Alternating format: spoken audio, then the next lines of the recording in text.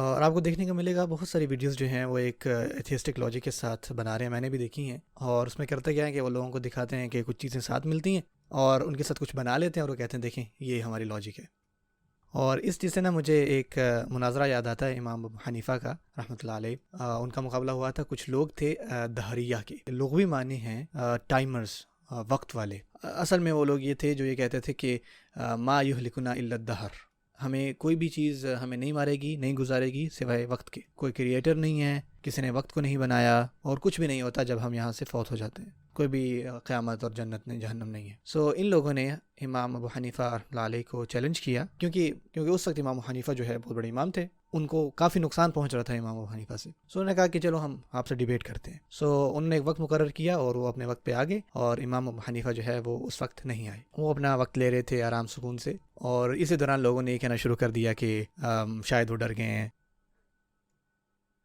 امام ابو حنیفہ رحمۃ اللہ علیہ جو ہے تقریباً کہہ لیں 1 گھنٹے بعد آئے، اور جو ڈیبیٹر تھا دہریہ سائڈ پہ، اور جو ایتھیسٹ تھا، دیکھیں یہ تو صاف اشارہ کرتی ہے اس بات پہ کہ آپ ہمارا مقابلہ نہیں کر سکتے، آپ کو تو پتہ نہیں کہ آپ تو ڈر گئے ہم سے، آپ تو لیٹ آ رہے ہیں، آپ کو پتہ نہیں ہے کہ کیا آرگیو کرنی ہے ہمارے ساتھ۔ تو اس کے جواب میں امام ابو حنیفہ رحمۃ اللہ علیہ نے فرمایا کہ میں آپ کو بتاتا ہوں میرے ساتھ کیا ہوا۔ دراصل میں جب آ رہا تھا تو راستے میں نا ایک نہر آ گئی، بیسکلی میں نے ایک کنارے کو پار کرنا تھا، تو اس کے لیے مجھے ایک کشتی چاہیے تھی۔ جب میں پہنچا تو میں نے دیکھا وہاں آس پاس کوئی بھی کشتی نہیں تھی، اور میں نے سوچا کہ کب جو ہے مجھے یہ قدرت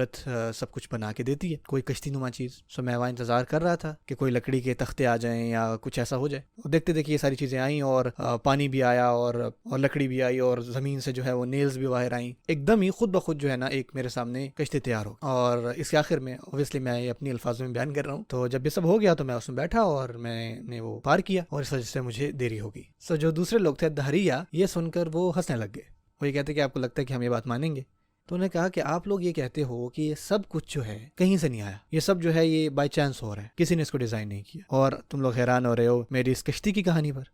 یہ بیسکلی ایک ایتھیسٹ کی لاجک ہوتی ہے، اور امام ابو حنیفہ نے ان کا اس طرح سے جواب دیا۔ دیکھیں ایک چیز ہے کہ آپ یہ کہہ دو کہ کوئی بھی خالق نہیں ہے، کریٹر نہیں ہے، اور دوسری طرف آپ یہ کہہ دو کہ کوئی بھی ڈیزائنر نہیں ہے، تخلیق کرنے والا کوئی نہیں ہے، لیکن آپ کے ارد گرد اتنی چیزیں پیچیدہ ہیں نا کہ اس بات کی کوئی تک نہیں بنتی ہے آپ یہ کہیں۔ تو امام ابو حنیفہ نے ایک سمپل فیکٹ کو، سمپل لاجک کو وہاں پہ ظاہر کیا ان کے سامنے، کہ آپ لوگوں کے یہاں پہ موجود ہونا ہی یہ ثابت کرتا ہے کہ آپ سے پہلے بھی کچھ تھا یہاں پہ۔ مثال کے طور پہ آپ اپنے آباء و اجداد کو مانتے ہو، ان کے بغیر تو آپ یہاں پہ تھے نہیں، آپ نے ان کو نہیں دیکھا، لیکن پھر بھی آپ کو پتا ہے کہ وہ تھے تو آپ ہیں۔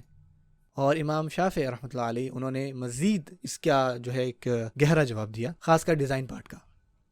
ان سے ایک ملحد نے پوچھا کہ آپ کو کیسے پتا کہ کوئی خدا ہوگا؟ انہوں نے کہا اس کا سمپل جواب ہے شجرۃ التوت کے پتے، جو کہ میلبری ٹری ہوتا ہے۔ انہوں نے کہا اس کا کیا مطلب ہوا؟ انہوں نے کہا کہ دیکھیں ان کے جو پتے ہیں نا، ان کا سیم ٹیسٹ ہے،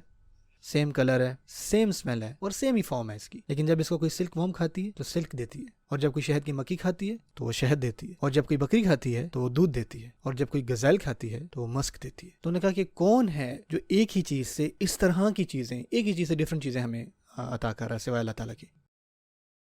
اور پھر انہوں نے فرمایا کہ فتبارک اللہ احسن الخالقین، کہ کتنی بابرکت ہے وہ ذات اللہ تعالیٰ کی جو کہ سب سے بہترین تخلیق کرنے والا ہے۔ دیکھیں آپ کتنی خوبصورت بات ہے کہ سمپل چیزیں ہیں، جو امام ہیں وہ کس طرح سے جواب دیتے تھے ان چیزوں کے، ایک سمپل پتے سے انہوں نے اگلے کو لاجواب کیا، کہ اس کی کوئی تک ہی نہیں بنتی کہ اتنا کمپلیکس ڈیزائن جو ہے کسی ڈیزائنر کے بغیر آ سکے اس زمین پر۔